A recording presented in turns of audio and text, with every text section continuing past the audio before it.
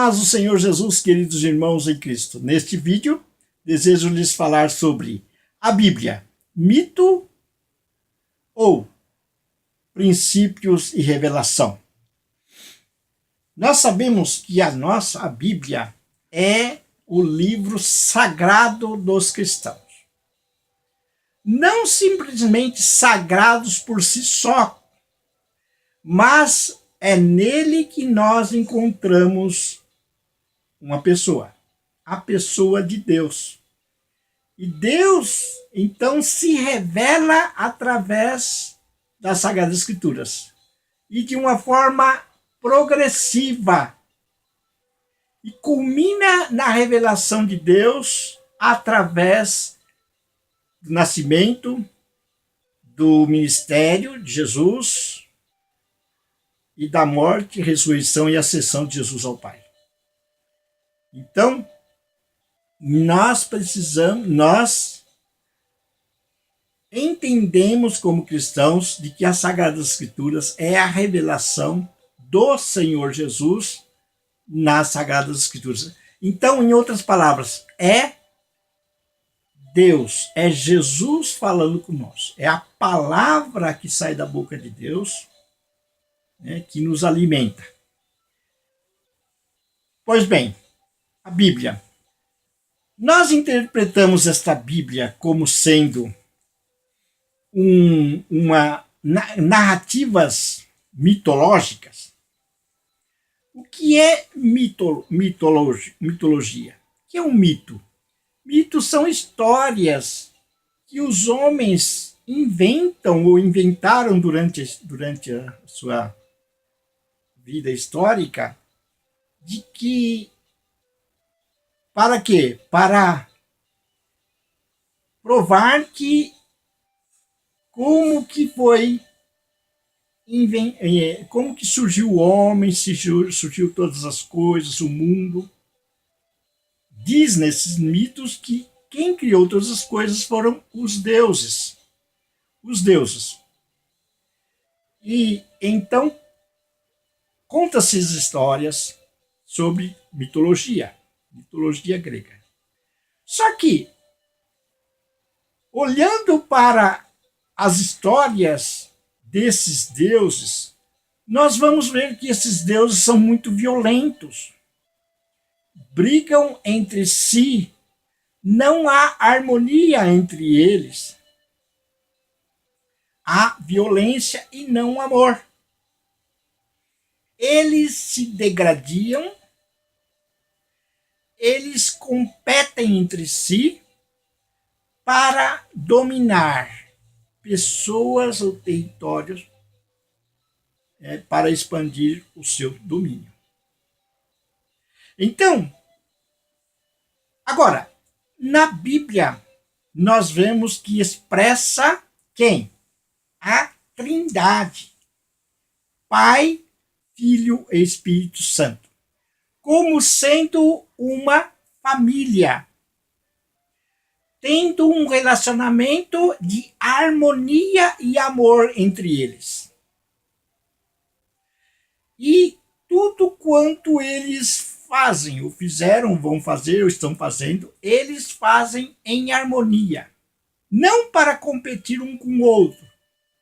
Não com violência, porque Deus é amor. Mas em harmonia. Na criação, no início, em Gênesis, diz assim: no princípio criou Deus os céus e a terra. E Deus aí está no Elohim, está no plural, significa Trindade. Então, a Trindade criando todas as coisas. Na criação do homem, Deus disse: façamos plural. O homem à nossa imagem e semelhança. Isto é, façamos o homem e a mulher, no caso, como reflexo do nosso relacionamento, para que eles possam expandir esse relacionamento que existe entre nós, de comunidade, de amor, de família. Nós vemos também na punição em que o homem se coloca como Deus lá na Torre de Babel. E o Deus disse: façamos três pessoas. Nós desçamos e confundamos as suas línguas. E nós vimos na chamada de Isaías, Deus dizendo: a quem enviaremos nós? Então está no plural.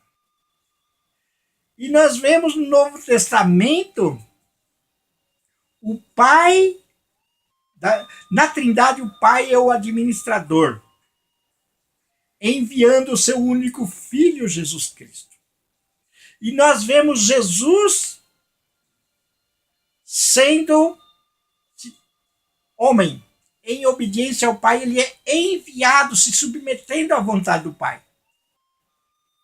E o Senhor Jesus, como homem, então revelou Deus como Pai amoroso e fez tudo quanto devia, que o Pai faria se estivesse no seu lugar. Falou tudo quanto o Pai falaria se estivesse no seu lugar. Por fim, em obediência, o Senhor Jesus entregou-se a si mesmo para morrer lá na cruz em nosso lugar. Depois que cumpriu toda a sua justiça, ele voltou ao Pai e rogou ao administrador da Trindade, que era o Pai, para enviar o Espírito Santo sobre os homens que crescem nele, como diz as Escrituras. E no dia de Pentecostes isso aconteceu. E Deus, o Pai, a Trindade continua vivendo em harmonia aqui na Terra. O próprio Jesus disse: tudo que pedirdes ao Pai, em meu nome, eu vou-lo conceder. Claro, e há uma certa exigência. As minhas palavras estiverem em vós, vós estiverem em minhas palavras.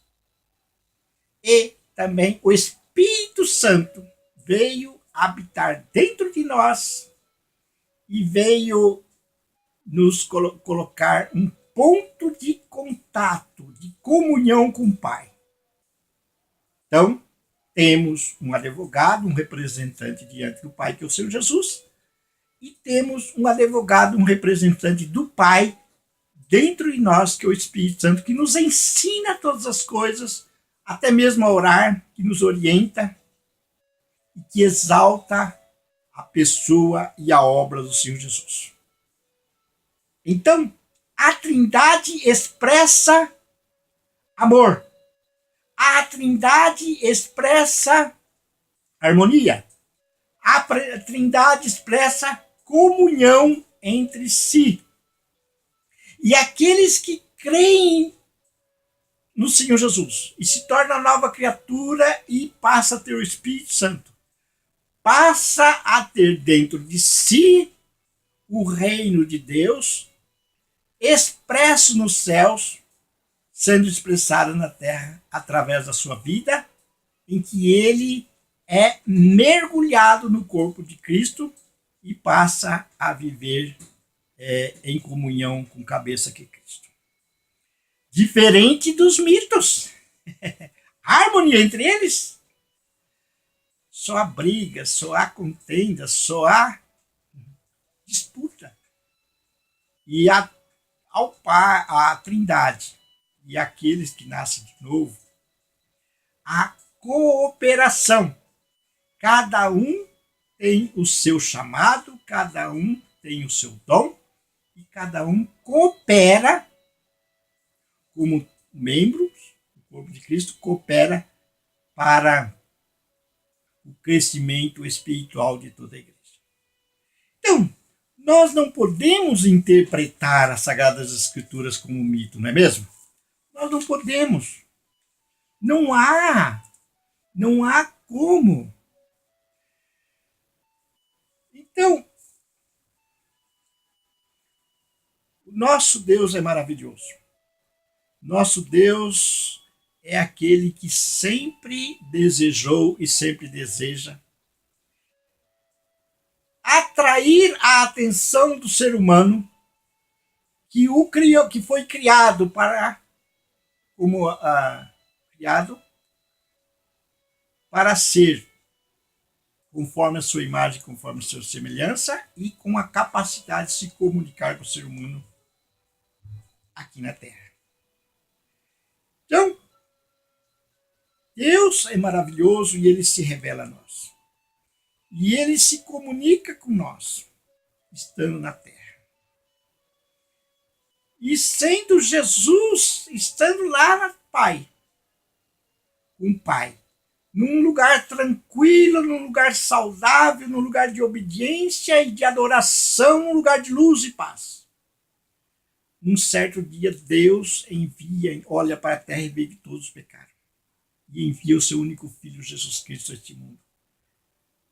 E Jesus deixou todo esse lugar e veio a este mundo por obediência. E não somente isto, mas ele humilhou-se a si mesmo, tornando-se escravo, servo do Pai, foi obediente ao Pai em tudo, até a morte e morte de cruz.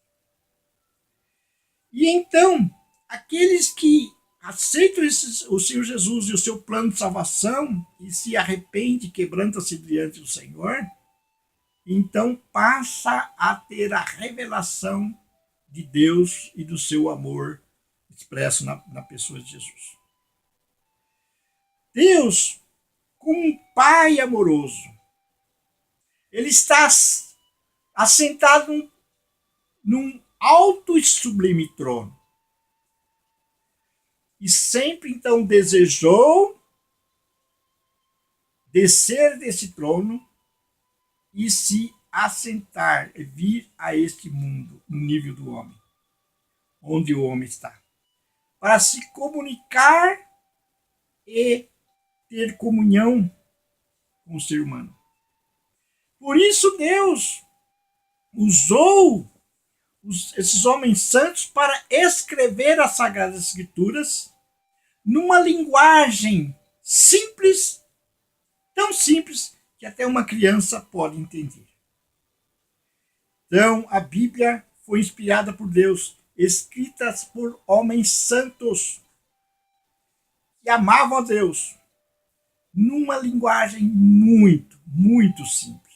Tão simples que os sábios e entendidos deste mundo precisam descer do seu trono de sabedoria, se humilhar diante do Senhor e pedir-lhe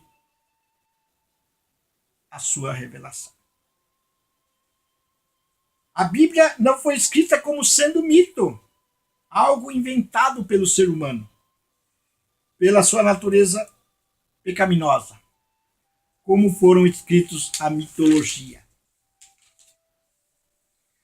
Toda a Bíblia é inspirada por Deus. Toda a Bíblia. O que eu entendo por inspiração? Essa palavra, esse significado de inspiração, significa no sentido de tanto ser inspirada como organizada, de forma que o homem entenda a linguagem do Todo-Poderoso e se submeta a ele e se relacione com ele como sendo o melhor caminho para o ser humano permanecer seguro e feliz. Então, revela-se a vontade de Deus, revela-se quem é Deus e revela quem é o homem também. E revela o seu relacionamento com esse Deus, revela o homem, o pecado do homem, revela as dificuldades para se relacionar com Deus e com o próximo, e mostra e dá capacidade para que o homem viva em harmonia com Deus e também com o ser humano, a quem Deus criou a sua imagem conforme a sua semelhança, para que o ser humano permaneça seguro e feliz. Como nós já falamos, os deuses da mitologia eram violentos. E, na verdade, são inspirações malignas desses deuses. E aqueles que não crêem na Trindade, não crêem no amor de Deus, crê nessa mitologia. E, como esses deuses são violentos e são inspirados pelo maligno, eles passam também a ter a mesma violência expressa na natureza humana como obras da carne. Então, Jesus, como expressão exata de Deus, Pai, mesmo sendo Deus 100% Deus e 100% homem, usou uma linguagem simples e clara, contando histórias que eram parábolas, que eram histórias que todas as pessoas entendiam daquela época. E ele então desceu no nível de todo ser humano para falar aos corações, seus corações, e trazer-lhes a volta, trazer-lhes de volta a ter relacionamento com ele e desfrutar dos benefícios desse relacionamento ou dos benefícios da sua aproximação. Ele chamou os 12 discípulos que não tinham, que eram pessoas simples, pessoas que não tinham tanto conhecimento intelectual ou teológico, que não foi influenciado e tinha os seus corações endurecidos pelo pecado da religiosidade. Homens que não eram sábios segundo este mundo. Ele chamou esses homens para revelar-lhes a simplicidade do Evangelho. Evangelho significa boas novas de salvação. Em Atos, Saulo mais tarde foi chamado, mesmo sendo fariseu, mesmo sendo cidadão romano, e tinha todos os seus conhecimentos, tanto político quanto religioso, ele precisou cair por terra ao ter um encontro com Jesus e a sua autoridade. E ele considerou tudo aquilo que ele tinha como esterco, como refúgio, para desfrutar da revelação e da sublimidade do conhecimento de Jesus Cristo. Então ele preferiu mergulhar no projeto de Jesus, buscando descer do seu conhecimento humano, que é vaidoso e orgulhoso, e pregar o evangelho numa linguagem simples em que qualquer pessoa da sua língua podia entender. Deus também, para se comunicar com o homem, sendo espírito, ele usou nas Sagradas Escrituras uma linguagem de homem. Se revelou ao ser humano uma linguagem humana. Deus é espírito e não possui corpo nem membros corporais. Esta linguagem chama antropomorfismo. Antropo, homem, e morfis, forma. Significa na forma do homem. Deus é espírito e não possui corpo e nem membros corporais. É infinito e não possui limitações humanas. Os antropomorfismos são utilizados da seguinte forma. Em Êxodo 8:19 fala de dedo de Deus. Quem tem dedo é o ser humano. Deus é espírito. Não. Então, mas ele usou essa linguagem para que nós possamos entender. Os olhos do Senhor, Salmo 32:8, face a face com Deus, Êxodo 33:11, e Deus se arrependeu usando o atributo humano para Deus. Gênesis 6:7. Então, para falar dos atos de Deus, o escritor sagrado então emprega palavras tiradas da experiência humana, para que as pessoas com as suas mentes limitadas possam compreender melhor a atuação do Todo-Poderoso.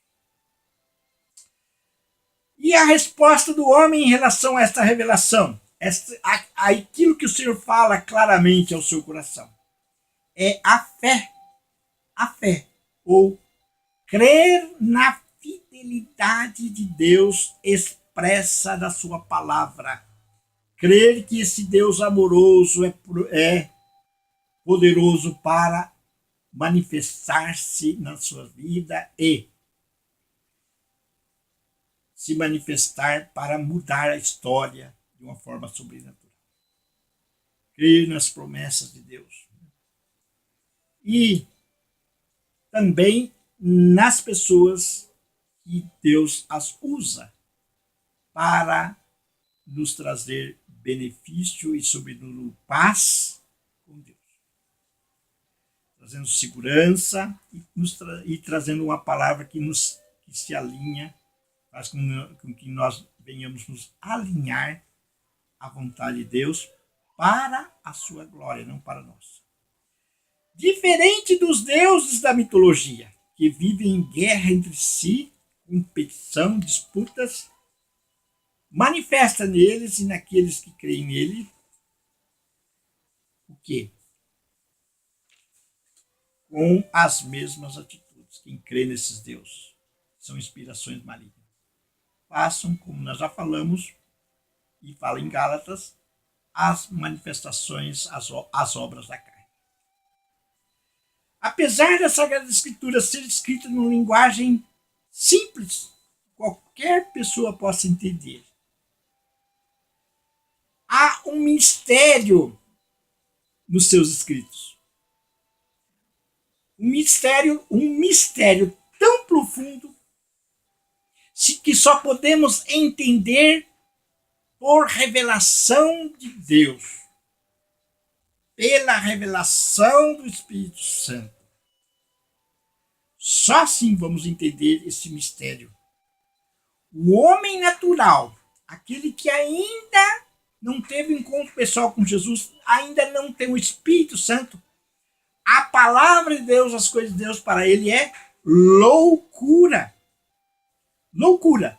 Porque as coisas de Deus, a palavra de Deus é espiritual e as coisas espirituais discernem espiritualmente. E eles não têm o Espírito Santo para discernir. Então, nas Sagradas Escrituras expressa espiritualmente e também de uma forma sobrenatural. A ciência, que trata de experimentos humanos, experiências humanas, também não consegue entender o sobrenatural e a vontade de Deus expressa em espírito a nós. Porque não dá para ser experimentado num laboratório o sobrenatural de Deus. É Deus quem se revela a nós pelo seu Espírito. Jesus disse: graças te dou, ó Pai, Senhor do céu e da terra, porque ocultaste estas coisas aos sábios e entendidos, ou sábios e instruídos, e as revelastes aos pequeninos. Sim, ó Pai, Jesus falando ao Pai, porque assim foi do teu agrado. Em Mateus capítulo 11, versículo 25 e 26. Então é do agrado de Deus revelar estas coisas aos pequeninos. Para você receber essa revelação de Deus e do seu amor, do seu plano, do seu propósito, você precisa descer do seu trono de sabedoria humana, sua exaltação, se humilhar, se tornar como uma criança. Aí o Pai vai se revelar a você. Né? Vai se revelar a você. Pois bem, vamos ler aqui em 1 Coríntios, capítulo 1, ou capítulo 1, versículos 26 ao 29. O que será que o apóstolo Paulo quer nos ensinar nesta passagem? Olha só. Olha o que o apóstolo Paulo, inspirado pelo Espírito Santo, escreveu. Irmãos, reparai, pois, na vossa vocação, visto que não foram chamados muitos sábios segundo a carne, nem muitos poderosos, nem muitos de nobre nascimento. Pelo contrário, Deus escolheu as coisas loucas do mundo para envergonhar os sábios e escolheu as coisas fracas do mundo para envergonhar as fortes. Deus escolheu as coisas humildes do mundo e as desprezadas e aquelas que não são, para reduzir a nada as que são, a fim de que ninguém se glorie na presença de Deus. Olha, então você é sábio e entendido, se vangloria por causa disso, mas você não tem a revelação de Jesus na Bíblia. Você tem que descer do trono da tua sabedoria, do seu entendimento humano, se arrepender dos seus maus caminhos, porque você usa a filosofia para tentar conhecer Deus, tentar saber quem é Deus, ou usa a mitologia, as histórias inventadas para explicar as coisas que existem neste mundo. Mas todas essas coisas vêm de um só, que é Deus. Né? Então, como foi escrito em Gênesis? Foi escrito na linguagem humana, de forma simples a ponto de qualquer pessoa entender. É um absurdo lermos a Bíblia com os olhos da mitologia ou fábulas engenhosas, porque é na linguagem da revelação que nós conhecemos a Deus. Todo Gênesis foi extraído, ou escrito, para extrairmos princípios de Deus, princípios da palavra de Deus. E esses princípios é o alicerce, é a base onde vai ser construído cada verdade sagrada das Escrituras. Princípios em Gênesis são sementes plantadas e que serão colhidas no Apocalipse. Em Gênesis planta, em Apocalipse colhe. Em Gênesis, Deus desce até nós para falar a nossa linguagem, para extrairmos princípios que estavam no coração de Deus, sementes que estavam no coração divino. Mas aquele que tem o Espírito Santo discerne as coisas espirituais. E se a pessoa espiritual entender que aconteceu como foi escrito, não segundo a visão mitológica, qual o problema nisso? Tem algum problema? Não tem nenhum problema. A forma como Deus criou o homem recebeu o sopro de Deus, criado com as suas próprias mãos. Esse princípio permeia toda a Bíblia. Deus não habita em templos humanos, mas em templos feitos pelas suas próprias mãos. Se Deus pode descer no nível da terra, fazendo da terra o ser humano, adaptado a este mundo, se eu creio dessa maneira, que mal existe nessa fé? Preciso usar mitologia para interpretar isto?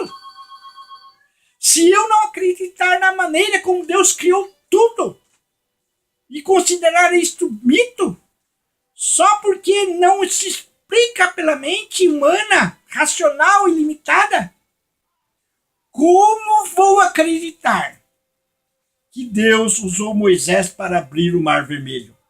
Como eu vou acreditar que as muralhas de Jericó foram derrubadas pelo som das trombetas e pela intervenção sobrenatural divina? Como vou crer que Sara teve seu filho na sua velhice? Como eu vou acreditar de que Jesus nasceu de uma mulher virgem que não teve contato, intimidade com o homem? Como eu vou acreditar que Jesus ressuscitou Lázaro depois de 4 dias que estava morto? Como eu vou acreditar se eu não acredito nessas verdades de Gênesis? Como eu vou acreditar que Jesus ressuscitou ao terceiro dia? É mito? Como eu vou acreditar que Jesus voltou ao Pai, vencendo a lei da gravidade. Como eu vou acreditar que Jesus veio buscar a sua igreja, aqueles mortos que estão lá na terra vão ressuscitar depois de tantos e tantos anos na terra? Como eu vou acreditar na vida eterna? Aqueles que realmente creem em Jesus. Esse caminho da interpretação mitológica é inspiração do grande dragão, a antiga serpente, que se chama Satanás, o sedutor de todo mundo, aquele que coloca dúvidas na palavra de Deus. Vamos ler 2 Coríntios, capítulo 11, versículo 3 a 6. Se eu não acredito na serpente, como ela foi usada para enganar a Eva, existem outras serpentes hoje. E está expresso em 2 Coríntios 11, 3 a 6. 2 Coríntios 11, 3 a 6. Diz assim, Paulo dizendo, mas receio que, assim como a serpente enganou a Eva com a sua astúcia, assim também seja corrompida a vossa mente e se aparte da simplicidade e pureza devidas a Cristo. Se na verdade, vindo alguém prega outro evangelho que não temos pregado, ou se aceitais espírito diferente que não tendes recebido, ou evangelho diferente que não tendes abraçado, a este, de boa mente o tolerais. Porque suponho em nada ter sido inferior a esses tais apóstolos. E, embora seja falto no falar, não sou no conhecimento, mas em tudo e por todos os modos vos temos feito conhecer isto. Então, olha só, o apóstolo Paulo dizendo, usando aqui, novamente, uma semente que foi plantada em Gênesis e que nasceu, a mesma atitude da Eva, da serpente para com Eva. Agora a serpente, o diabo, está se levantando e usando pessoas de dentro da igreja para tirar os irmãos que vivem na simplicidade do evangelho de Cristo, para trazer confusão e tirar a autoridade do apóstolo Paulo. Humilhe-se diante do Todo-Poderoso e busque a revelação de Deus expresso na sua palavra. E não escandalize muitos dos irmãos, os pequeninos. Jesus disse que aquele que escandalizar um dos meus pequeninos é melhor amarrar uma pedra no seu pescoço, se lançar no mar, se suicidar, do que escandalizar um desses meus pequeninos. Pare de escandalizar esses pequeninos com essas interpretações mitológicas.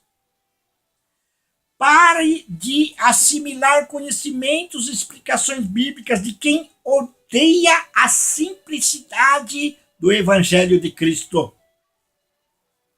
Aprecie a graça e a verdade de Jesus nos seus evangelhos. O nosso modelo é Jesus. O nosso apóstolo gentios é Paulo. Ele renunciou tudo por causa da simplicidade e sublimidade de Jesus e de seu evangelho. Jesus te ama muito e eu também. E eu não desejo que seu ministério seja destruído ou que se torne uma seita religiosa que vive em torno de homens que interpretam as Sagradas Escrituras segundo seu bel prazer. As Sagradas Escrituras é cristocêntrica. Cristo, o Evangelho de Cristo é simples. Então, que nós possamos, então, ensinar os princípios bíblicos relacionados com a comunhão com Deus e também com o próximo, a quem Deus ama. Esse é o princípio bíblico. Não precisamos, a Sagrada Escritura é muito rica. Não precisamos ir atrás de coisas que não tem nada a ver e que não edifica ninguém. Pelo contrário, afasta as pessoas da simplicidade da palavra de Deus, desde Gênesis até Apocalipse. Mas Deus te ama muito. E Deus há de te honrar muito mais se você se arrepender e voltar-se à simplicidade do Evangelho de Cristo. Prefira a glória de Deus expressa na pessoa de Jesus do que a glória dos religiosos e dos políticos que o aplaudem, para que no final dê tudo certo para você e para todos aqueles que te acompanham, que te ouvem, para a glória do Senhor Jesus. Deus abençoe você, a sua família e tudo quanto você administra para a glória do Senhor Jesus. Amém.